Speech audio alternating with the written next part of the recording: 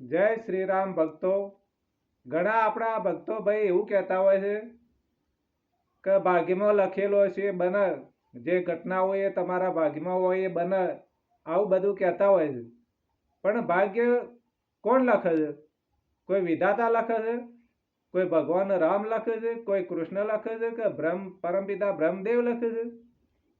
તમારું ભાગ્ય તમારે જાતે લખવું પડે છે. તમે જાતે જ લખો છો. ભગવાનનો દોષ ને વિધાતાનો દોષ ના અપાય. ભાગ્ય તો આપણે જાતે બનાવવું પડે ને. ભાગ્યમાં લખવું પડે આપણે પોતાને. ભાગ્યમાં કોઈ બીજું લખવા વાળું વિધાતા નહીં આવતા. તમારા કર્મની તમારે નોટબુક તમે જાતે જ લખી રહ્યા છો. જાતે જ તમારા પેજ ઉપર તમે લખો છો. એ તમને ખબર પડતી નથી, કારણ કે મને ખબર પડતી નથી. આપણું કર્મ આપણી નોટબુકમાં કાયદેસર નોંધ થાય છે અને બ્રહ્માંડમાં ગુંજી રહ્યું છે હરિએ. એટલે ભાગ્ય બનાવો જાતે ને ભાગ્ય જાતે લખો તમે. એટલે વિધાતાનો દોષ નથી. દાખલા તરીકે રામને વનવાસ ભોગવવો પડ્યો. રામને સીતાને લક્ષ્મણને વનવાસ ભોગવવો પડ્યો. પછી સીતાને વળી રાવણ ઉપાડી ગયો. એટલે રામને કેટલું દુઃખ પડ્યું. એટલે એમના લેખ લખેલા હશે. પણ એમના પૂર્વજન્મના કોઈ કોઈ એવો આત્મા, મહાન આત્મા હોય, એના આ ઘટનાઓ બનવાની હોય અને એ પહેલાથી સમય નિર્ધારિત હોય, એટલે એ પાછો જન્મ લેવો પડે.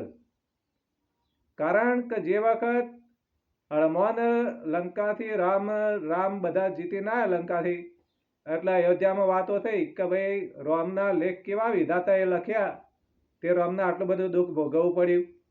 એટલે હનુમાનો અબડી જાય કે આ કોને લેખ લખ્યા કે વિધાતાએ, કે આ રામને દુઃખ પડ્યું, આવું તે વિધાતાના લેખ હતા કે એટલે રામને દુઃખ ભોગવવું પડ્યું. એટલે હનુમાનને રેસાડી એટલે ઉપડ્યા. એટલે વિધાતાને લાવી, જો વિધાતા હતા એને લાઈન પકડીને રામના ચરણોમાં મૂકી દીધા કે પ્રભુ રામ કે આનો ન્યાય કરો. અને એવા વિધાતાએ અને લેખ લખ્યા છે કે તમને દુઃખ પડ્યું. એટલે રામ તો ચૂપચાપ બેહી રહ્યા શાંતિ. એટલે વિધાતા બોલે કે પ્રભુ ઉભા રહો, હું કેવું એ વાત સાંભળો કે તમારા લેખ લખ્યા એ દાખલા તરીકે અમે માન્યું કે હું લખ્યા છે તમારા લેખ, એવું દાખલા તરીકે હું માન્યું.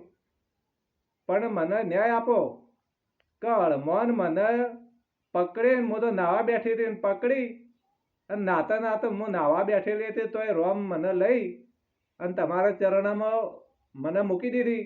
એ કોને લેખ લખ્યા હતા બતાવો. બોલો એ આ કઈ રીતે ન્યાય થાય? ભગવાન રામ કે કોઈ વિધાતા નહીં, તમે જાતે તમારા લેખ લખી શકો છો. તમે જાતે જ દુઃખ ભોગવો છો, જાતે સુખ ભોગવો છો. આ જે કર્મના આધારે તમારી નોટબુક તમારા ચિત્તમાં જ છે, બહાર નથી. આ જે બોલી રહ્યા છે બ્રહ્માંડમાં ચક્રમાં ફરી રહ્યા છે. જે તે કોઈ ખોટું બોલો સારું બોલો જે બોલો ને, એ નોંધ તમારી ચિત્તમાં જ થાય છે. એટલે આ લેખ જાતે બનાવો. સુખી દુઃખી જાતે થાય છે. કોઈ ભગવાનનો દોષ ને વિધાતાનો દોષ ના આપો. ભક્તોજનો કોઈને દોષ આપવાની જરૂર નથી. અને ભાગ્ય જાતે બનાવો અને જાતે જ લખજો. તે તમારા પૂર્વજન્મમાં જેવું લખેલું હશે એવું કામ લાગશે. જય શ્રી રામ ભક્તો.